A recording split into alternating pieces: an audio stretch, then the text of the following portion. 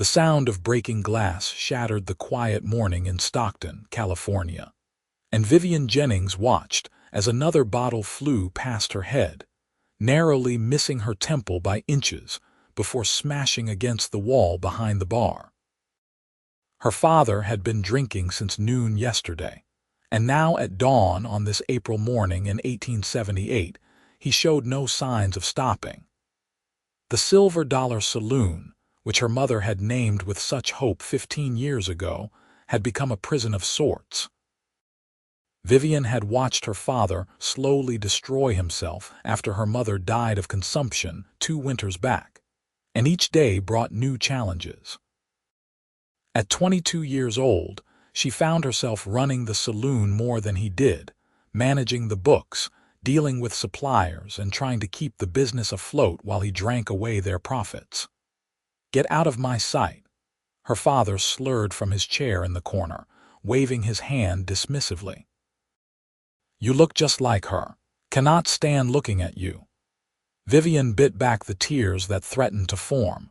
She had heard these words before, knew they came from a place of pain rather than true hatred, but they still cut deep. She grabbed her shawl from the hook by the door and stepped out into the cool morning air, needing to escape before she said something she would regret. The main street of Stockton was quiet at this hour, with only a few early risers beginning their day. The town had grown considerably since the gold rush days, now serving as an important inland port with connections to San Francisco via the Delta waterways. Vivian walked past the general store, the bank, and the small church where her mother was buried. She often came out here in the early morning hours when her father became too much to bear, finding solace in the silence before the town came alive. She made her way down to the waterfront, watching as the first rays of sunlight began to paint the sky in shades of pink and orange. A few ships were docked, their masts creating dark silhouettes against the brightening horizon. Vivian wrapped her shawl tighter around her shoulders and sat on an old crate near the water's edge, letting the peaceful sounds of lapping water calm her frayed nerves. "Rough morning," a voice asked from behind her. Vivian turned to see Martha Reynolds, the elderly woman who ran the boarding house on 3rd Street. Martha had been kind to Vivian after her mother passed, often bringing by food and checking in on her. "My father," Vivian said simply. Knowing she did not need to explain further, Martha nodded knowingly and sat down on another crate beside her. "I heard there might be some cowboys passing through today, group of them bringing cattle up from Southern California to sell. Might be good for business at the saloon." Vivian managed a small smile. "If my father does not drink all the profits first. You are a good daughter, Vivian. Your mother would be proud of how you have held things together."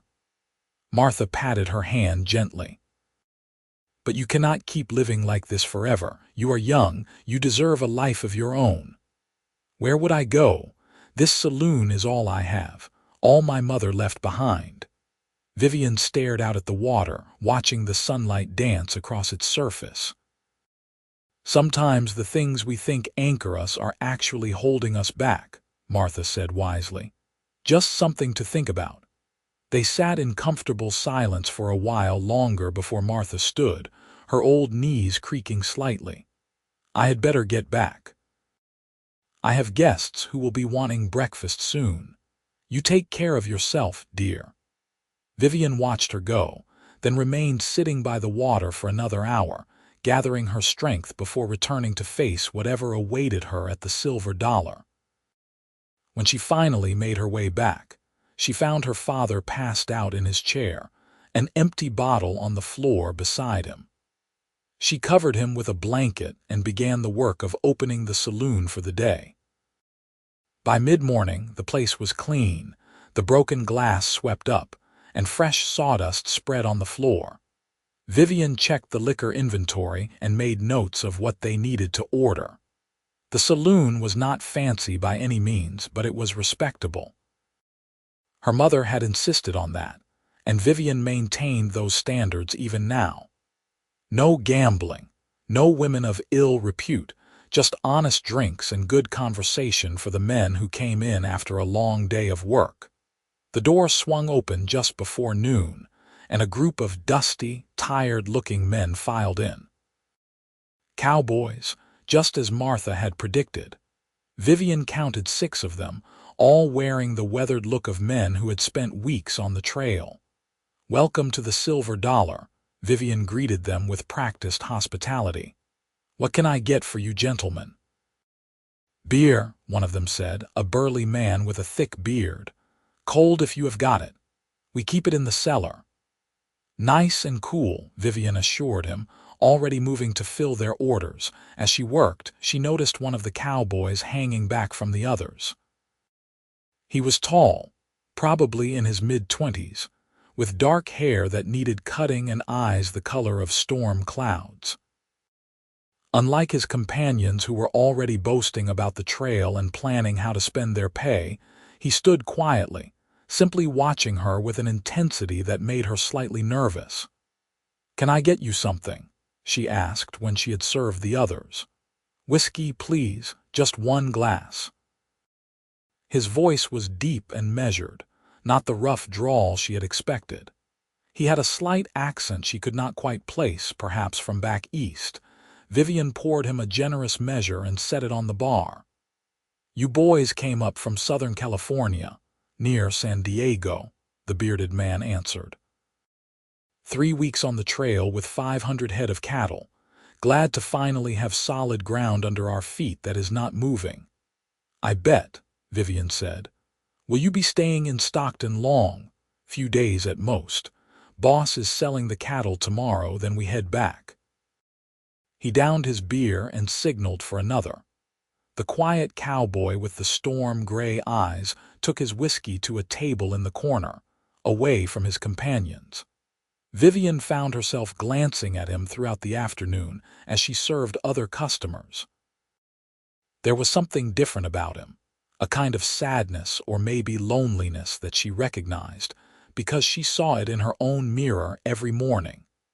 Her father woke around 3 in the afternoon, stumbling out from the back room where Vivian had managed to move him earlier. He took one look at the cowboys, grunted something unintelligible, and went back to his room. Vivian sighed with relief. At least he was not causing a scene. As evening approached and the saloon grew busier, the cowboys became rowdier, though not unpleasantly so. They were celebrating the end of a long drive, and Vivian did not begrudge them their fun. But the quiet one remained apart, nursing his second whiskey and staring into the amber liquid as if it held answers to questions he had not yet asked. Around sunset, Vivian took her break and stepped outside for some fresh air. The temperature had cooled pleasantly, and the sky was painted with brilliant oranges and purples.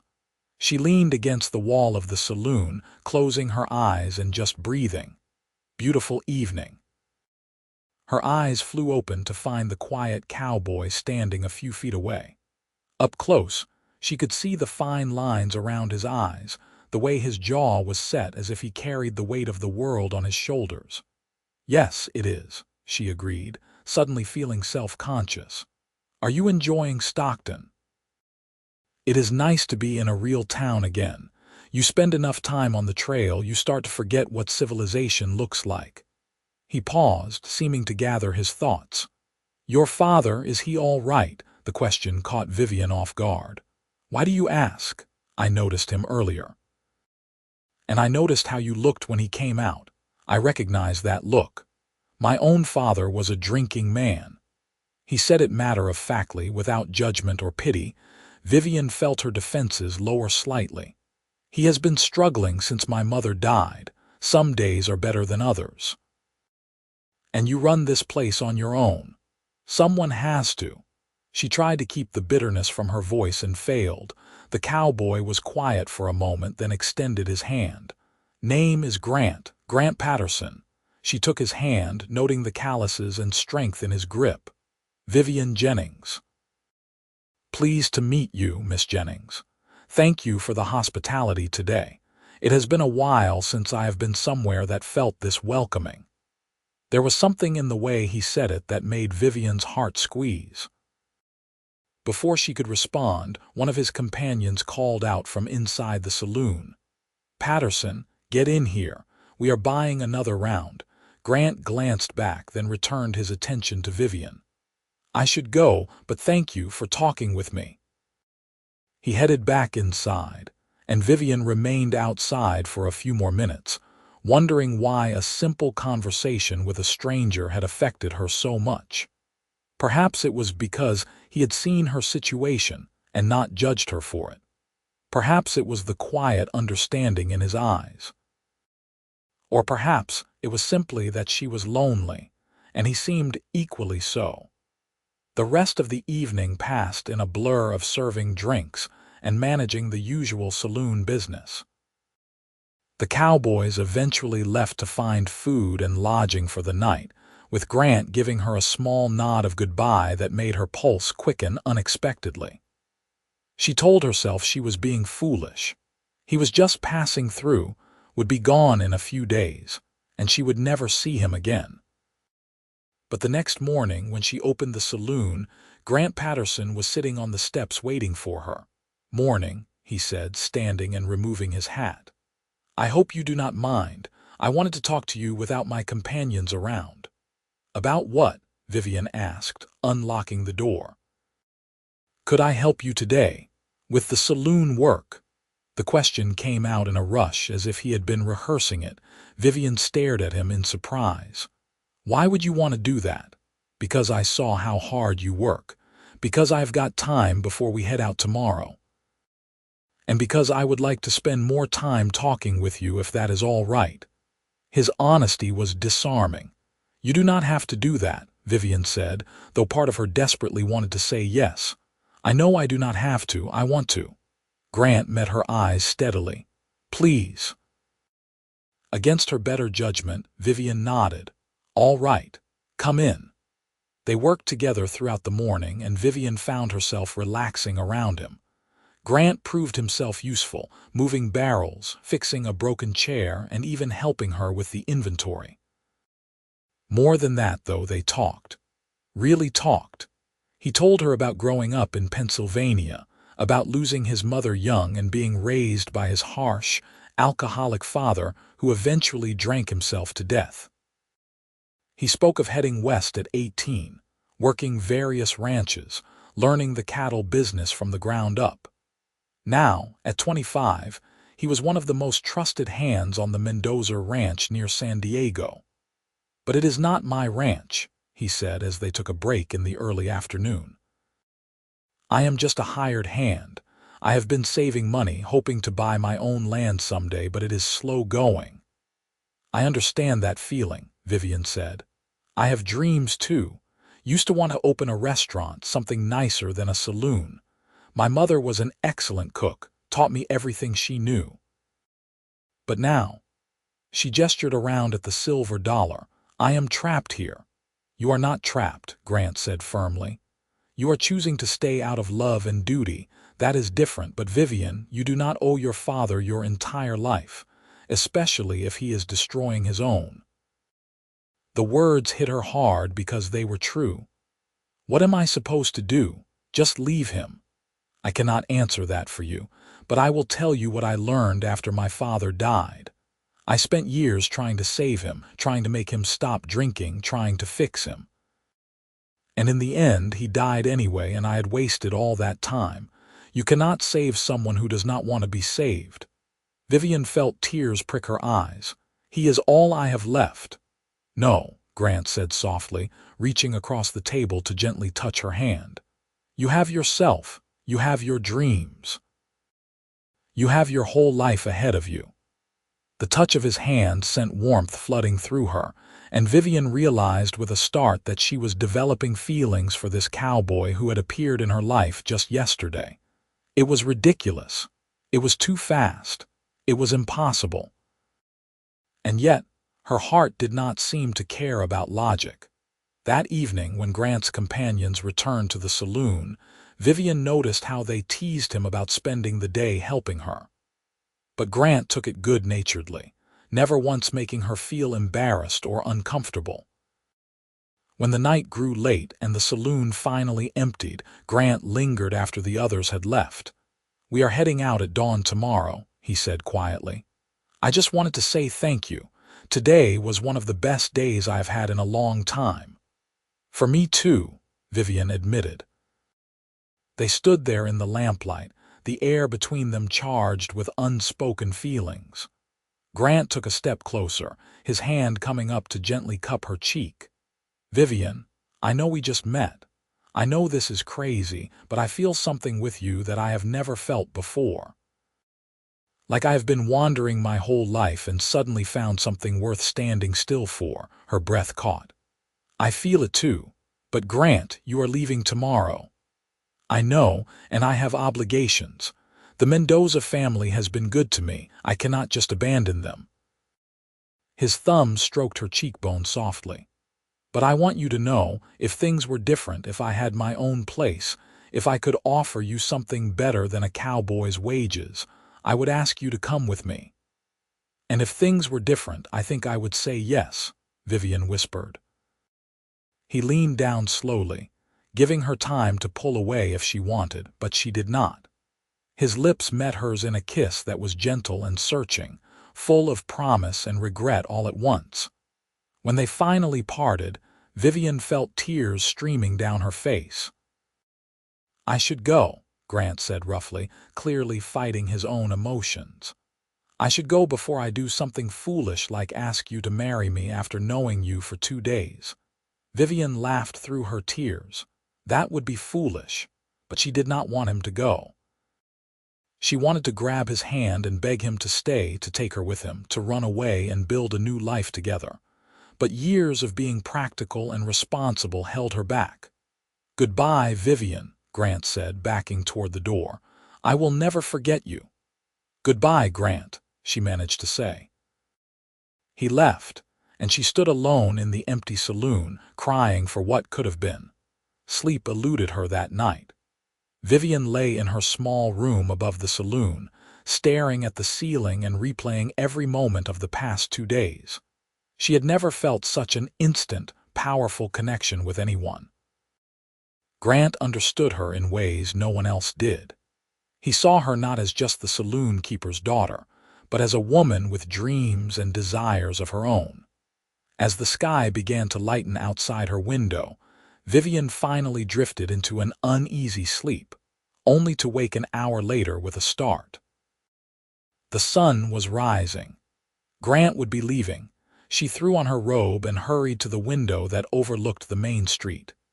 In the distance, she could see the group of cowboys mounted on their horses, preparing to ride out. Her heart hammered in her chest as she frantically searched for Grant among them. There, on a large bay horse, sitting slightly apart from the others. Even from here, she could see the set of his shoulders, the way he held himself. As if sensing her gaze, Grant turned in his saddle and looked up at her window. Their eyes met across the distance, and Vivian pressed her hand against the glass. He raised his hand in a final farewell, then turned his horse toward the south road. She watched him ride away at sunrise, the orange and pink sky creating a beautiful backdrop that made the moment feel even more poignant. The other cowboys were already moving, kicking their horses into a trot, disappearing down the road that would take them back to San Diego.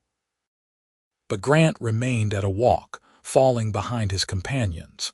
Vivian watched, unable to tear her eyes away as the distance between them grew.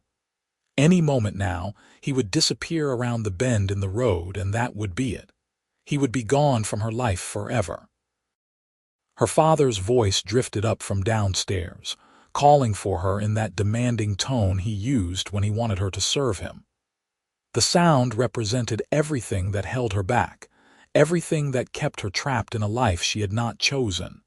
And suddenly, Vivian made a decision. She turned from the window and began throwing on clothes as fast as she could.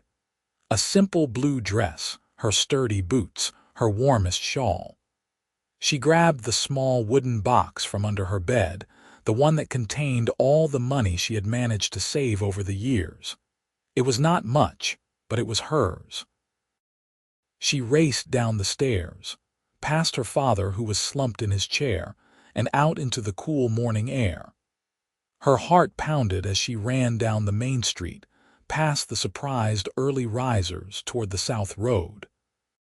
She could still see Grant in the distance, could see that he had stopped his horse entirely now, just sitting there as if unable to make himself continue forward. "Grant," she called out, her voice carrying in the quiet morning.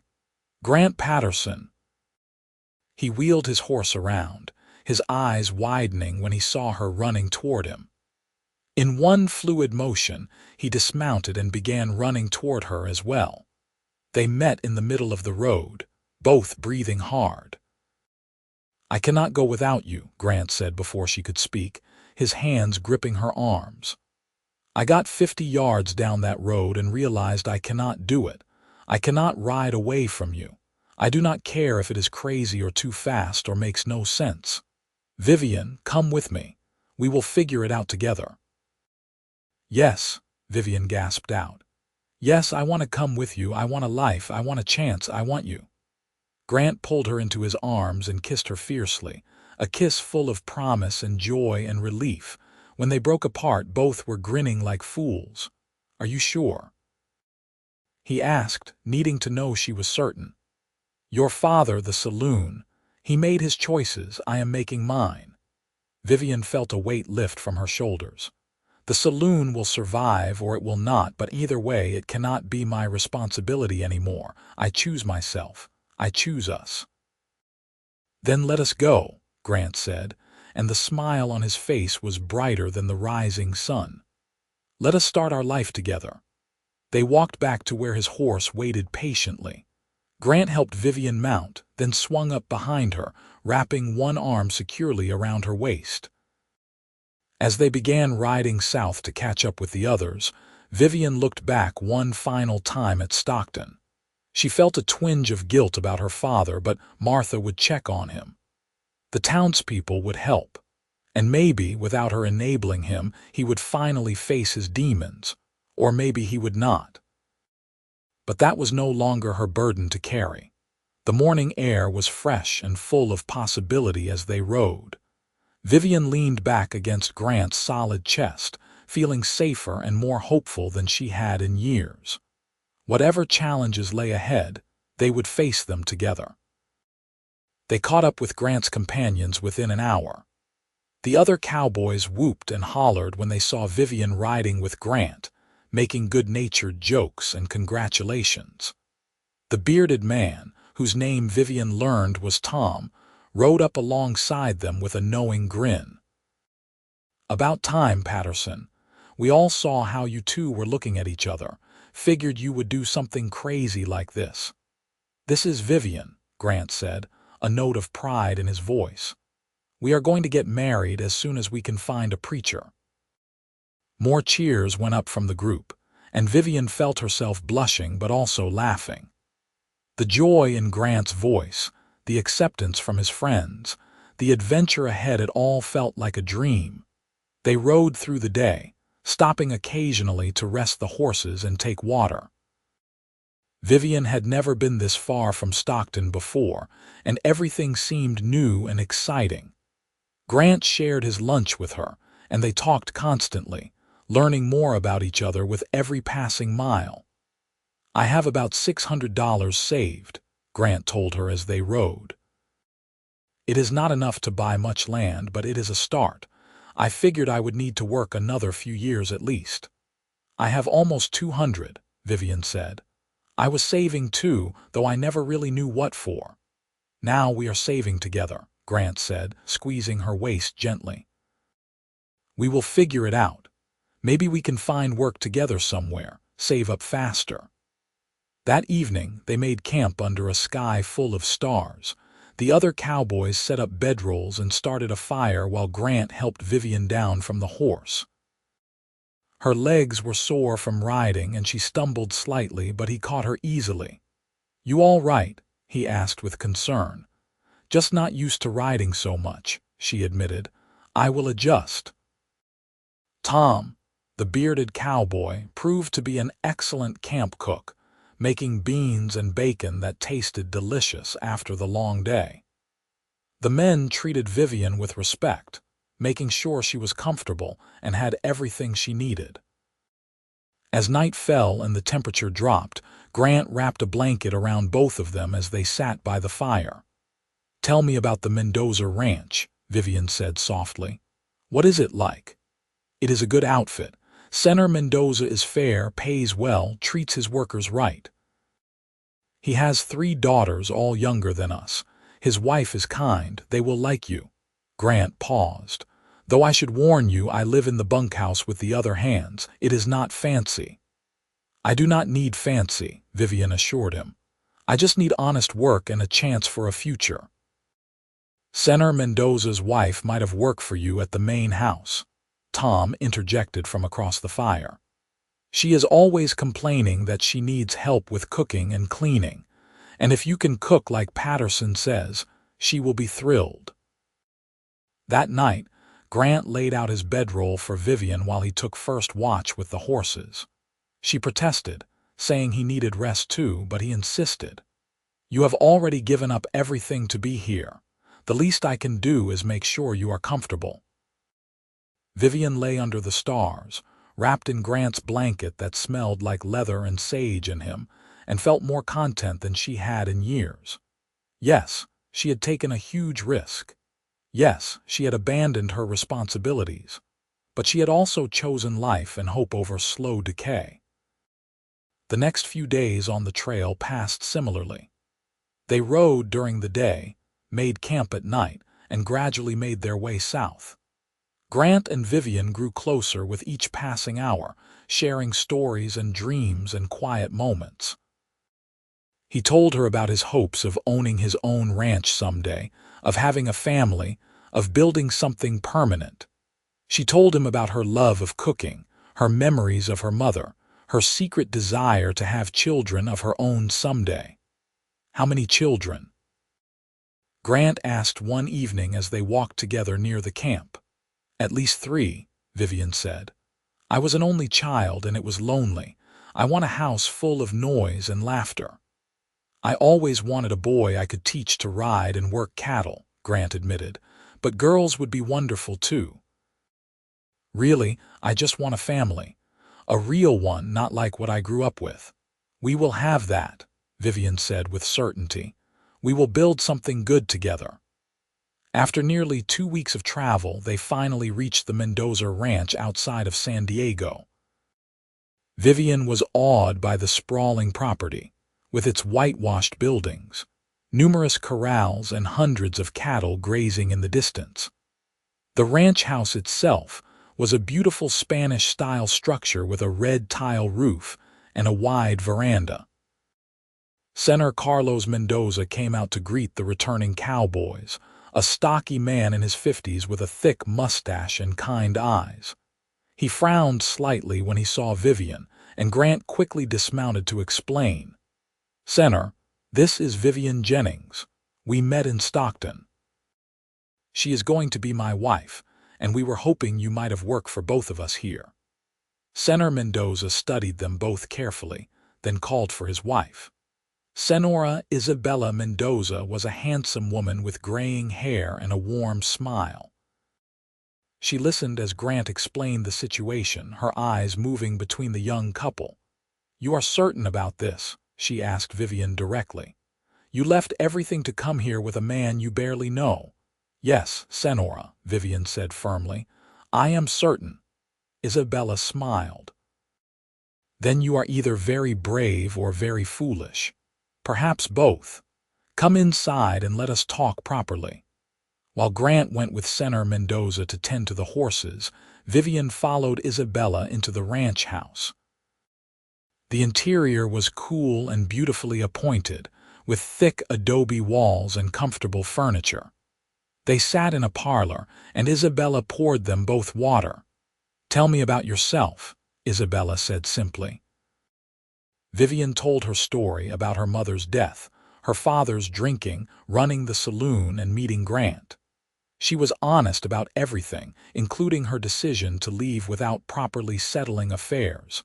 Isabella listened without interruption, then nodded slowly. "I understand.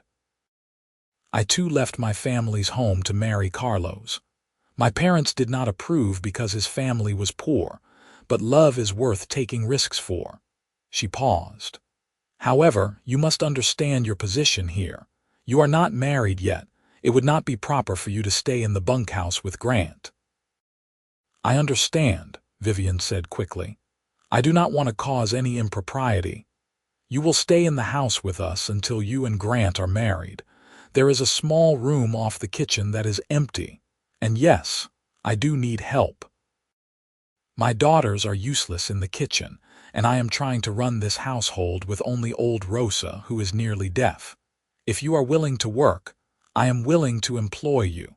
$3 a week plus room and board." "That is very generous, Senora. Thank you." Vivian felt tears of relief prick her eyes. "And we will arrange for a wedding as soon as possible. There is a priest who comes through monthly. He will be here next week. That will give you time to prepare and make sure you are still certain about this Grant Patterson." Isabella's eyes twinkled. "Though I must say, I have never seen that boy smile the way he did when he helped you down from his horse." The week that followed was busy and strange and wonderful. Vivian threw herself into work at the ranch house, helping Isabella and Rosa with cooking, cleaning, laundry, and the endless tasks of running a large household. The three Mendoza daughters, ranging in age from 12 to 16, were initially suspicious of her but gradually warmed up when they realized she was not trying to replace their mother or take over the household. She saw Grant every evening when he finished his work with the cattle. They would walk together around the ranch property, talking and planning their future. He showed her the small cabin that some of the married ranch hands lived in, currently empty since the last couple had moved on. "Senator Mendoza said we could live here once we are married," Grant told her, his excitement evident. "It is not much, but it is ours. Well, it will be ours." The cabin was small, just 2 rooms with a simple stone fireplace, but Vivian could already envision making it a home. "It is perfect," she said honestly. On Saturday evening, the priest arrived at the ranch. Father Miguel was an elderly man who had been serving the ranches and small communities in the area for decades. Isabella had arranged everything, even producing a simple white dress that had belonged to her mother for Vivian to wear. The ceremony took place on Sunday afternoon in the ranch's small chapel. It was simple but beautiful. Tom and the other cowboys attended, along with the Mendoza family and several other ranch workers. Vivian wore the borrowed white dress, a crown of wildflowers that the Mendoza girls had made for her, and carried a small bouquet of sage and wild roses. Grant stood at the altar in clean clothes, his hair neatly combed, his storm-gray eyes bright with emotion. When Vivian walked down the short aisle on Senator Mendoza's arm, the look on Grant's face made her heart soar. Father Miguel conducted the ceremony in both Spanish and English, speaking about the sanctity of marriage, the importance of faith and commitment, and the blessing of love. When it came time for vows, Grant's voice was strong and clear. "I, Grant Patterson, take you, Vivian Jennings, to be my lawfully wedded wife. I promise to love you, protect you, work beside you, and honor you all the days of my life. I may not have much to offer you now, but I promise you will never doubt my love or my dedication to building a good life together." Vivian's voice shook slightly but held steady as she made her own vows. "I, Vivian Jennings, take you, Grant Patterson, to be my lawfully wedded husband. I promise to love you, support you, stand beside you through whatever challenges come, and build a home filled with love and joy. You gave me back my life and my hope. I will spend every day grateful for your courage and your heart." When Father Miguel pronounced them husband and wife, Grant pulled Vivian into his arms and kissed her with such tenderness and love that there was not a dry eye in the chapel. The small group erupted in cheers and applause. Isabella had prepared a feast for the celebration, and that evening the ranch house was filled with laughter, music, and joy. The cowboys played fiddle and guitar, people danced, and Vivian felt wrapped in warmth and community. These people who had been strangers just 2 weeks ago were now her family. As the evening grew late, Grant and Vivian finally slipped away to their little cabin. Someone, probably Isabella, had cleaned it thoroughly and left a lantern burning, along with fresh linens on the bed and wildflowers in a jar on the table. "Welcome home, Mrs. Patterson," Grant said softly, lifting Vivian into his arms to carry her across the threshold. "Home," Vivian repeated, savoring the word. "I like the sound of that." That night, as they lay together in their own bed in their own home, Vivian felt a sense of rightness settle over her. Yes, she had taken a massive leap of faith. Yes, she had known this man for barely a month. But sometimes the heart knows what the mind takes longer to accept. "I love you," Grant whispered into the darkness. "I know we have not said it yet, but I do. I think I loved you from the moment you poured my whiskey in that saloon." "I love you too," Vivian whispered back. "And I am not afraid of what comes next, not as long as we are together." The next morning, they both began their new life as a married couple living and working on the Mendoza ranch. Grant rose before dawn to work with the cattle, while Vivian helped Isabella run the household. Their days were long and the work was hard, but they were happy. In the evenings, they would return to their cabin exhausted but content. Vivian would cook dinner on their small stove, simple meals that she gradually improved as she learned what supplies were available. Grant would tell her about his day, about the cattle and horses, about his plans and dreams. And slowly, they built a life together. 3 months after their wedding, Vivian missed her monthly courses. She waited another month to be certain before telling Grant, wanting to be absolutely sure. When she finally revealed that she was expecting a child, Grant's reaction was everything she could have hoped for. He swept her up into his arms, spinning her around despite her laughing protests, his face alight with joy. "A baby," he kept repeating in wonder. "We are going to have a baby." Isabella was equally delighted and immediately began fussing over Vivian, insisting she take on lighter duties and rest more. The Mendoza girls were excited at the prospect of a baby on the ranch. Even Senator Mendoza, usually reserved, congratulated them warmly. "You have done good work here, Grant," he said one evening. "I am promoting you to foreman, more responsibility but also better pay. You have a family to provide for now." Grant was overwhelmed by the promotion, and that night he held Vivian close. "Things are coming together," he said with wonder. "Just 6 months ago I was alone, drifting, not sure what I was working toward.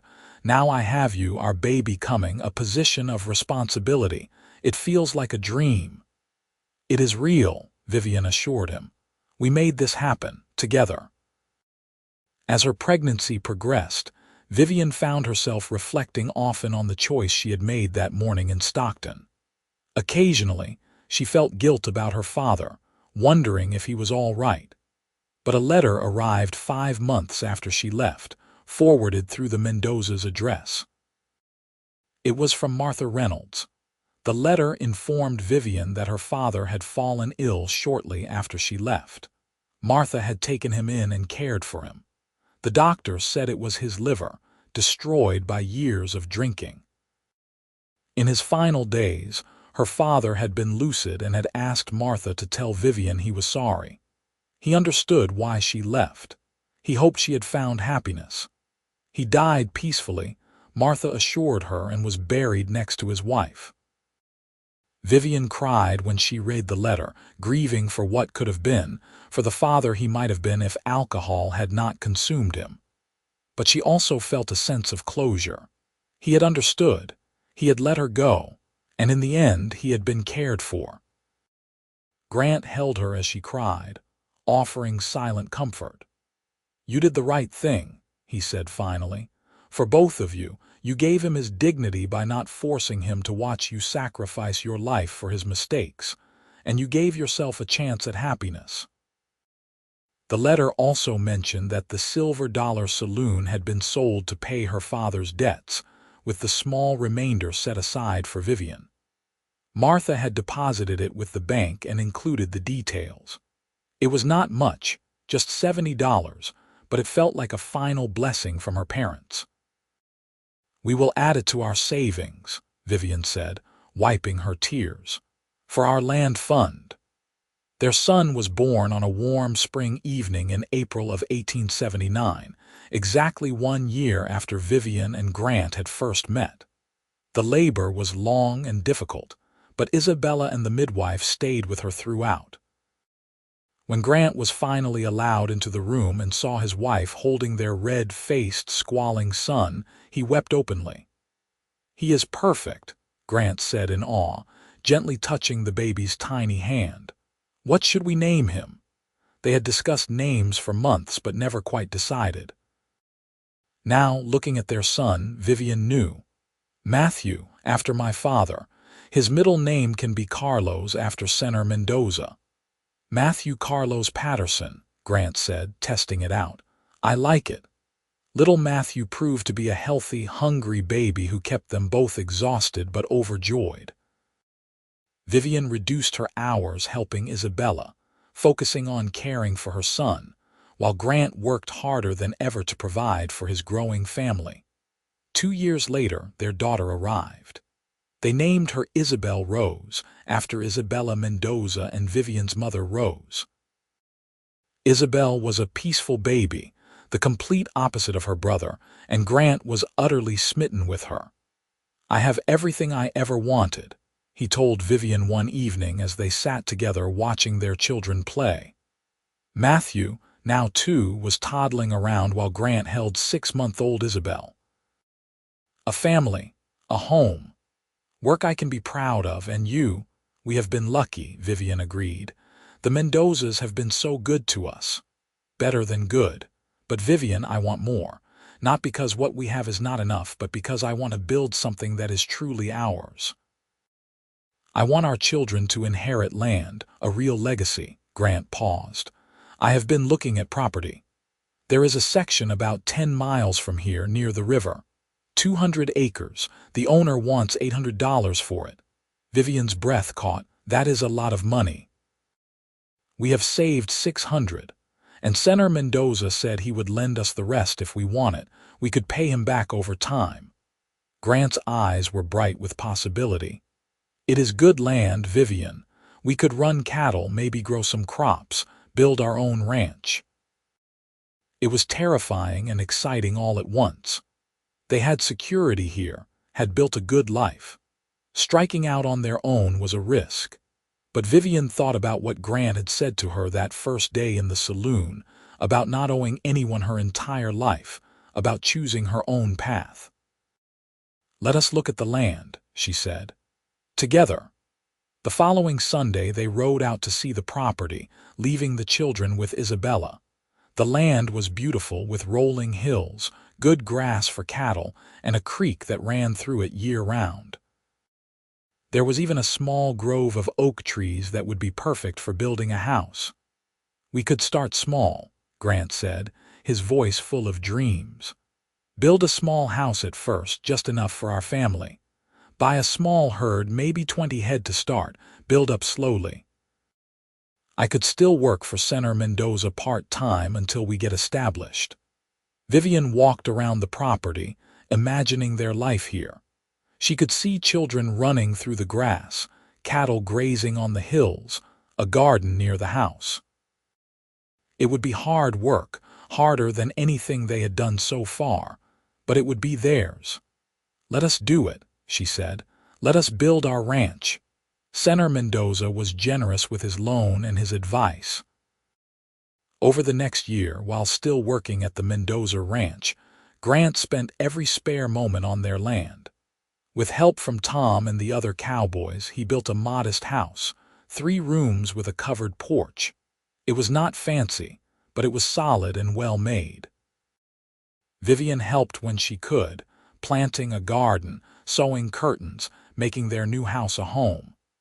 The Mendoza girls helped her make furniture cushions and quilts. Isabella donated dishes and cooking supplies. The whole community came together to help them succeed. When they finally moved onto their land in the summer of 1882, it felt like the culmination of everything they had worked for. Their ranch, which they named the Rising Sun Ranch after the sunrise when Grant had turned back for Vivian, was small but promising. Grant bought 20 head of cattle and 2 horses with their remaining savings. He continued working part-time for Senator Mendoza while building up their own herd. Vivian managed the house, the garden, and the children. Matthew, now 3, followed his father everywhere, already showing signs of being a natural cattleman. Isabel, at 1 year old, was starting to walk and getting into everything. The work was exhausting. There were days when Vivian collapsed into bed too tired to speak, days when Grant came in after dark covered in dust and sweat. There were setbacks too. They lost 3 cattle to disease the first year. A late frost killed half of Vivian's garden. Money was tight, tighter than it had been working for the Mendozas, but there were also moments of pure joy. The first calf born on their land, the first vegetables harvested from their garden. The evening Grant came in from working the cattle and found Vivian teaching Matthew his letters on the porch. The night Isabel took her first steps. "This is what I dreamed of," Grant said one evening as they sat on their porch watching the sunset. "This exact thing. Our land, our home, our family. I could not have imagined anyone better to build this life with than you." "Remember when we met?" Vivian asked. "You were the quiet cowboy in the corner, and I was trapped in that saloon." "I remember thinking you were the most beautiful woman I had ever seen," Grant said. "But more than that, I saw something in you that matched something in me, a longing for more, a belief that life could be better. And you gave me the courage to believe it," Vivian said softly. "When you turned back that morning, when you said you could not go without me, you changed my entire life." "We changed each other's lives," Grant corrected. "I was drifting before you. Now I have an anchor, a reason for everything I do." That fall, Vivian discovered she was pregnant again. Their 3rd child, another son they named Thomas James after Tom, who had become Grant's closest friend, and after Vivian's maiden name, was born in the spring of 1883. He was a robust, happy baby who seemed to smile from the moment he was born. With 3 children and a growing ranch, life became even more demanding, but they were surrounded by friends and community. The Mendozas visited regularly, and Grant and Vivian often rode over to their ranch for Sunday dinners. Tom had married a woman from San Diego, and the 2 couples became close friends. By 1885, the Rising Sun Ranch had grown to 40 head of cattle, and they had added chickens, pigs, and a milk cow. Grant had repaid Senator Mendoza's loan in full, and was even able to purchase an additional 50 acres adjoining their property. Matthew, now 6, helped his father with the animals. Isabel, at 4, was already learning to read from the books Vivian had ordered from a catalog. Thomas, at 2, was the family comedian, always making them laugh. One evening, as they sat together as a family after dinner, Vivian looked around their cozy home and felt overwhelming gratitude. Her children were healthy and happy. Her marriage was strong and full of love. They had built something real and lasting. "I was thinking," Grant said, bouncing Thomas on his knee, In a few more years, when the children are older, maybe we could expand the house. Add another bedroom or two, and I had an idea about your dream of opening a restaurant." Vivian looked at him in surprise. "My restaurant? There is no restaurant between here and San Diego, but ranchers need places to eat when they come to town. Travelers passing through need food. What if we built a small restaurant here on our property? Nothing fancy, just good, honest cooking. You are the best cook in the county. People would come." It was a dream Vivian had nearly forgotten, buried under years of practicality and survival. "Do you really think we could? Not right away, but in a few years." "Yes, we could build a separate building, keep it apart from the family home. Maybe hire some help.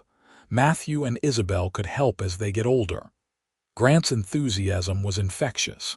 "It would give us another income stream, make the ranch more stable." "I love that idea," Vivian said, feeling excitement kindle in her chest. "We could call it the Rising Sun Restaurant."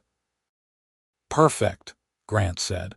Over the next several years, they worked toward that dream while continuing to grow the ranch. By 1888, they had 70 head of cattle, several horses, and various other animals. Matthew, now 9, could ride as well as any adult and was already talking about being a rancher like his father. Isabel, at 7, was reading at a level far beyond her years and had begun helping her mother with cooking and preserving food. Thomas, now 5, was strong and energetic, always building things or helping his father fix equipment. That year, Vivian gave birth to their 4th and final child, a daughter they named Emma Grace. She was a tiny, delicate baby who immediately had her father wrapped around her little finger. "4 children," Grant said in wonder, holding baby Emma while watching his other children play. "We have built quite a family, Mrs. Patterson." "We have indeed, Mr. Patterson," Vivian agreed, leaning against his shoulder. The restaurant became a reality in 1890. Grant and Matthew, with help from Tom and several other ranchers, built a sturdy building near the main road that ran past their property. It was simple but welcoming, with tables Vivian had covered with bright cloth and walls Grant painted white to make the space feel larger.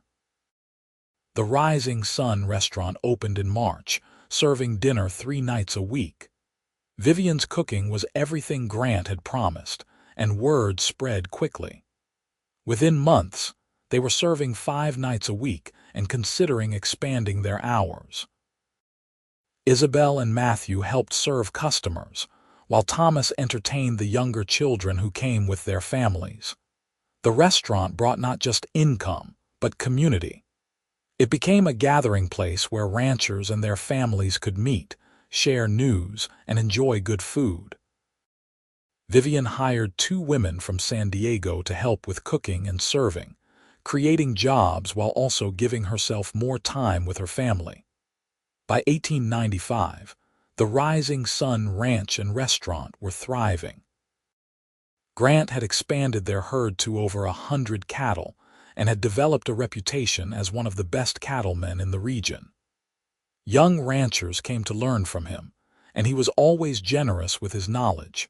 Matthew, now 16, was already managing much of the daily ranch work.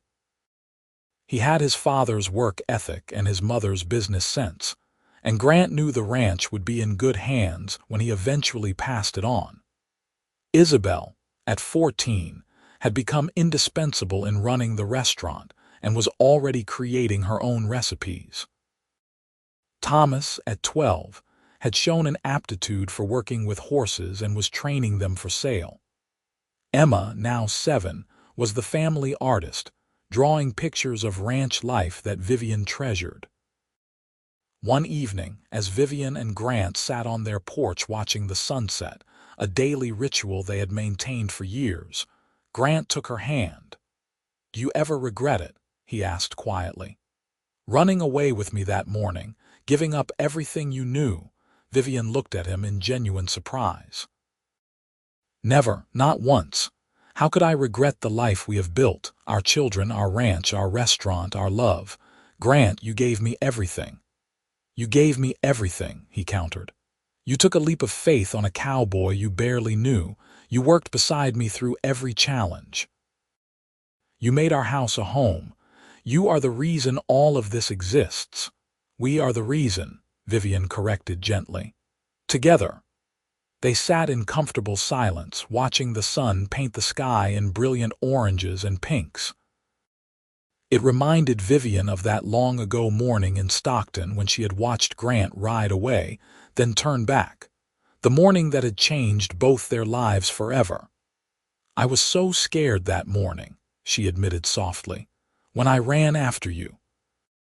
I had no idea what I was doing, only that I could not let you leave without me. I was terrified, Grant confessed. I had nothing to offer you but hard work and uncertainty, but I could not ride away. My heart would not let me. Best decision we ever made, Vivian said. In 1898, when Vivian was 42 and Grant 45, they celebrated their 20th wedding anniversary. Their children organized a party at the restaurant, inviting everyone who had been part of their journey. The Mendoza family came, with Isabella now elderly, but still sharp as ever. Tom and his wife brought their own children. Friends and neighbors from all over the region attended.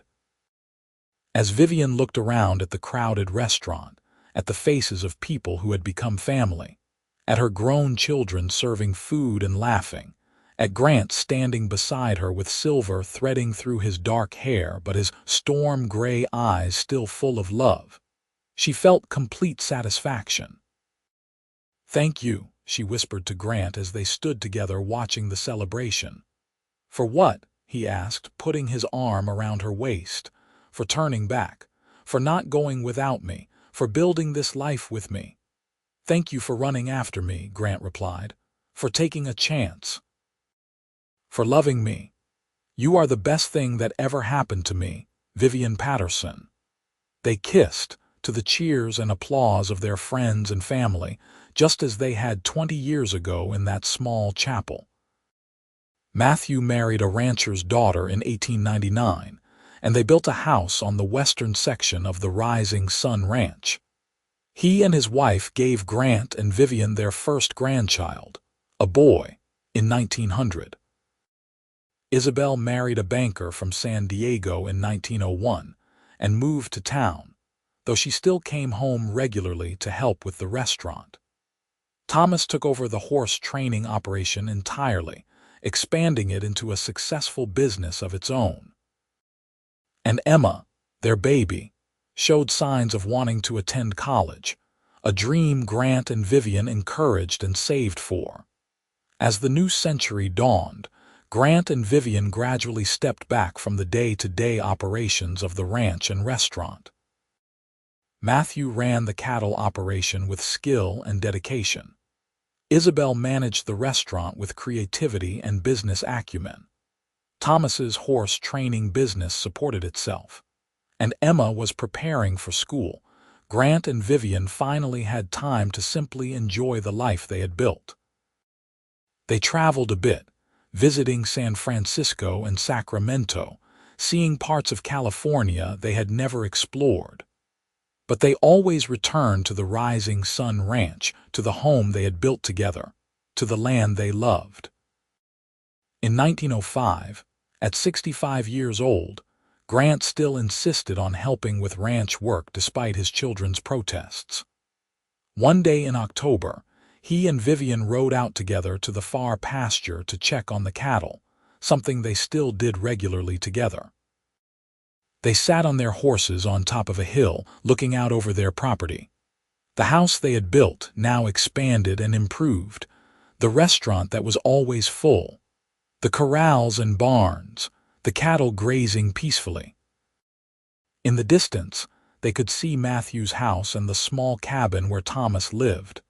"Look at all of this," Grant said with wonder. 27 years ago, this was just empty land. Now it is home to 3 generations of Pattersons. 4 generations, Vivian corrected. Do not forget our grandchildren. They now had 5 grandchildren, with another on the way. The Rising Sun Ranch was truly a family legacy. I could not have done any of this without you, Grant said seriously. None of it would mean anything without you beside me. We did it together. Vivian repeated the words that had become their motto over the years. Everything we have, we built together. As they rode back toward the house in the golden afternoon light, Vivian reflected on the unexpected path her life had taken. If someone had told her that morning in Stockton that she would end up here, with this man, with this life, she never would have believed it. But Grant had seen something in her that she had barely seen in herself, a strength and courage she did not know she possessed. And she had seen in him a partner, a love, and a future worth risking everything for. Grant passed away peacefully in his sleep in 1912, at the age of 72. He had lived to see his children grown and successful, to hold all 7 of his grandchildren, and to know that the legacy he and Vivian had built would continue for generations. His last words to Vivian, spoken that final evening as they sat together on their porch, were simple and perfect. Thank you for saying yes. Thank you for running after me. Thank you for this beautiful life. Vivian grieved deeply for the man who had been her partner for 34 years, but she also celebrated the life they had shared. She lived another 15 years, surrounded by her children, grandchildren, and eventually great-grandchildren. She ran the restaurant until she was 80, finally retiring when her granddaughter took over. On a spring morning in 1927, Vivian passed away quietly in the house she and Grant had built together. She was 91 years old. Her children, grandchildren, and great-grandchildren gathered to say goodbye to the woman who had built an empire from a moment of courage. At her funeral, Matthew stood to speak about his mother. My mother once told me that the most important decision she ever made was to run after my father that morning in Stockton. She said she had been so afraid, but she knew she had to try. That courage, that willingness to take a risk for love, defined her entire life. She taught us all that sometimes the greatest rewards come from the biggest leaps of faith. The Rising Sun Ranch and Restaurant continued to thrive for generations, a testament to 2 people who had met by chance, fallen in love quickly, and built something beautiful together. Their story became family legend, told and retold to each new generation.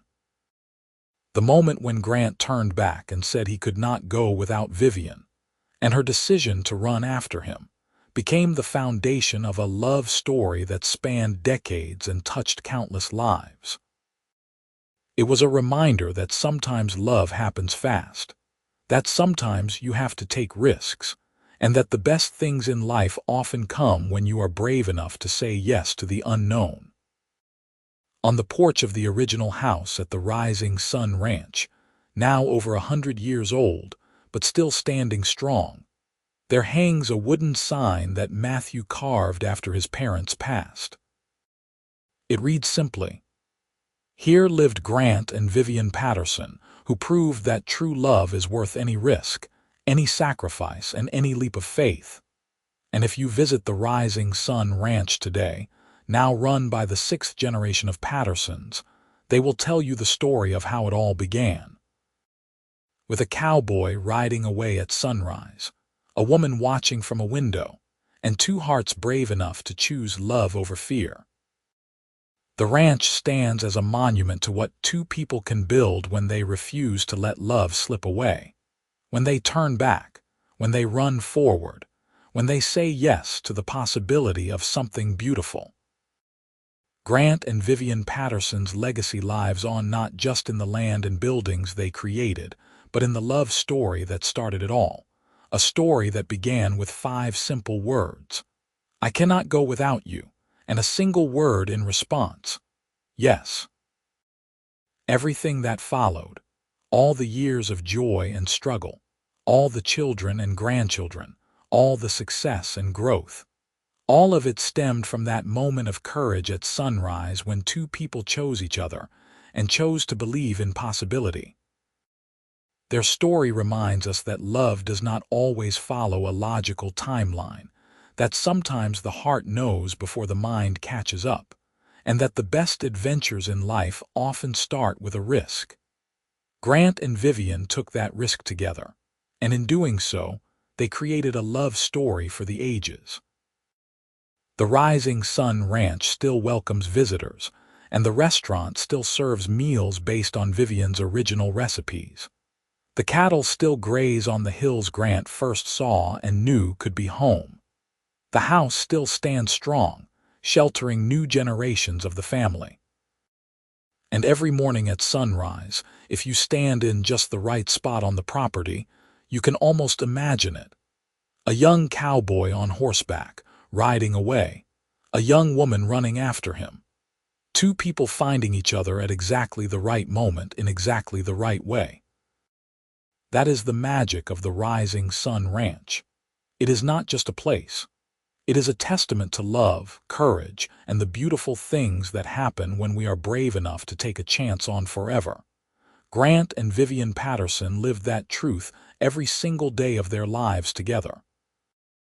And their descendants continue to honor that legacy, remembering always that the greatest rewards come to those who are willing to turn back, to run forward, and to say yes to love.